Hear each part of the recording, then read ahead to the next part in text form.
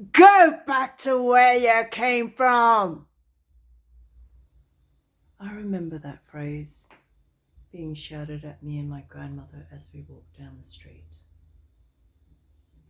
I remember her head bowing, her grip tightening around my hand as she hurried us along. She was afraid, and so was the 6-year-old me. My family came to Australia in the 1970s. It wasn't the first time that my grandmother, my popo, as I called her, had done this. She left China in the 1920s for British Malaya for exactly the same reason. I remember the early days. We were like fish out of water. We missed our friends, and we yearned for the familiar foods and customs of the old country. We lived here in Australia, but our hearts were elsewhere.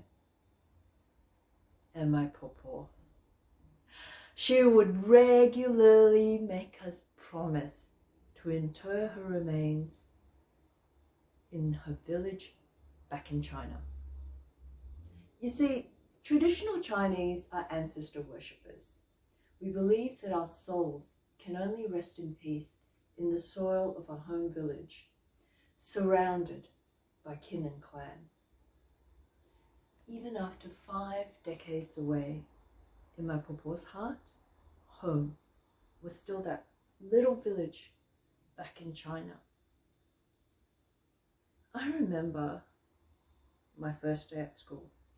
I was the only Asian kid, and I was a very, very shy child.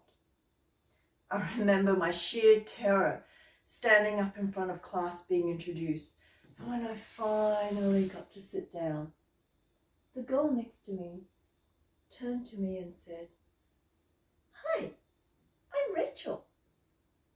She took my little hand and gave it a squeeze, and all in one moment, I felt accepted and hopeful. Rachel and my newfound friends were great. They showed me all the wonderful things in Australia. Cocoa Pops, chips, jelly, the important things in a 6-year-old's life. And when some kid in the playground would come up to me and go, "A ching chong Chinese," they would rally around me and chase them away. And if my teachers saw this bad behavior, they'd call it out and punish it. My teachers and my friends made me feel like I belonged.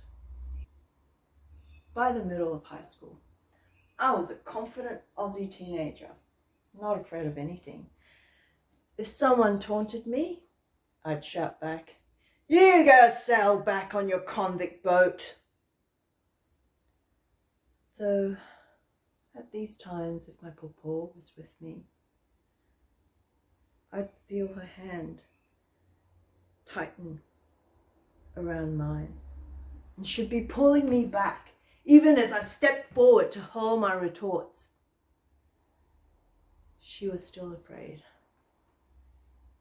Understandable, given her experience in Qing Dynasty China, colonial Malaya, even early days Australia. She only felt safe at home, surrounded by kin and clan.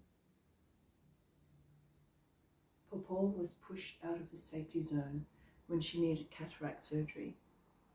She had to stay in hospital for 1 whole week, and she was terrified at the thought of being at the mercy of strangers. But the doctors were kind. They let me stay with her 24/7. They even let me into the pre-operating theatre so I could be there as she went under general anesthetic and be the first person with her as she woke after surgery. It was during this stay at hospital when she got her eyesight back, with the kind and compassionate care she received, that she started to feel safe and accepted in Australia. But the person who had the biggest impact on her was the lady who brought the meals. Every day she'd come in. "Good morning, love. How you feeling today?" My papa didn't understand a single word she said. But her bright cheer and genuine warmth spoke straight to my papa's heart. Soon, my papa was looking forward to all the meals. Not because she liked the food, especially now that she could see what was on the tray, but she looked forward to the big smiles and joyful happiness that this lady brought. On papa's discharge from hospital, as I wheeled her out, she stopped me and she said to me, "When I die, bury me here in Sydney." Papa now rests just 10 minutes drive from where I live.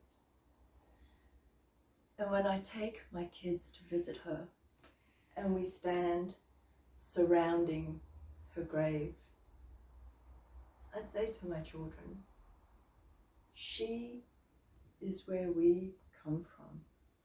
She is the root of our family tree. This soil where her soul rests, this land where her body lays, Australia is our home.